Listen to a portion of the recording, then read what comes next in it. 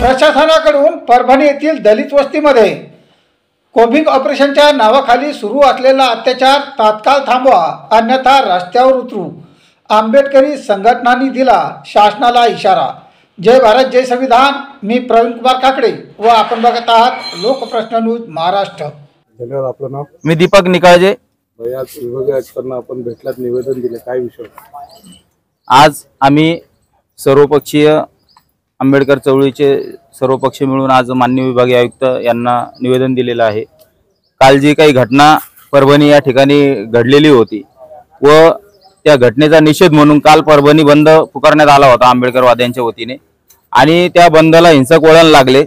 काही टोळक्याने त्याच्यामध्ये घुसून त्या आंदोलनाला, शांतताप्रिय आंदोलनाला म्हणजे गालबोट लावण्याचा प्रयत्न केलेला आहे व त्यानंतर पोलीस प्रशासनाने त्या पूर्ण परभणी जिल्ह्यामध्ये आंबेडकरवादी कार्यकर्त्यांची धरपकड चालू केलेली आहे व कोम्बिंग ऑपरेशनच्या नावावर त्या ठिकाणी अत्याचार मोठ्या प्रमाणात चालू आहे।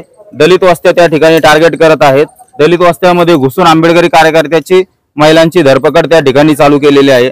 आतापर्यंत आमच्या माहितीनुसार 2 ते 3 हजार कार्यकर्ते रात्रीभरापासून पोलिसांच्या ताब्यामध्ये आलेले आहेत। त्यांना अमानुषाची मारहाण त्या ठिकाणी होत आहे। यानंतर आम्ही माननीय विभागीय आयुक्त साहेबांच्या ही गोष्ट लक्षात आणून दिली व त्यांना अशी विनंती केली की आपण तात्काळ ते काही कोम्बिंग ऑपरेशनच्या नावावर जो काही दलित अत्याचार त्या ठिकाणी चालू आहे तो थांबवण्यात यावा आणि त्या ठिकाणचे जे काही माननीय जिल्हाधिकारी साहेब आहेत त्यांनी तेथील शिष्टमंडळाला त्या ठिकाणी वेळ न दिल्यामुळे ज्या काही महिला आंदोलनकर्त्या होत्या, महिला आंदोलनकर्त्यांना त्यांनी प्रवेश न दिल्यामुळे त्या ठिकाणी माननीय जिल्हाधिकारी कार्यालयाची त्या ठिकाणी तोडफोड ही काही टोळक्यांनी केलेली आहे। त्यामध्ये त्या महिला आंदोलकांचा काही संबंध नाही, परंतु काही मीडिया न्यूज चॅनलने त्या ठिकाणी अशा बातम्या प्रसारित केल्या की काही आंबेडकरी महिला आंदोलकांनी त्या ठिकाणी जिल्हाधिकारी कार्यालयाची तोडफोड केलेली आहे। मोठ्या प्रचंड प्रमाणामध्ये त्या ठिकाणी गाड्यांची तोडफोड केलेली आहे।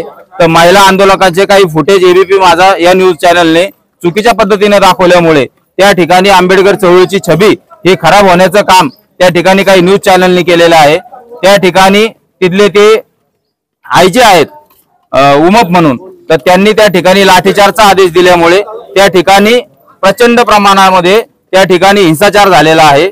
त्यांनी जर ते समझोत्याने घेतला असतं, तेथील कार्यकर्त्यांना विश्वासात घेऊन जर त्यांनी त्या ठिकाणी ते आंदोलन ते संयमाच्या माध्यमातून जर त्या ठिकाणी कार्यकर्त्यांना हे करून दिलं, हाताळलं असतं, तर त्या ठिकाणी उद्रेकाची परिस्थिती आज निर्माण झाली नसती।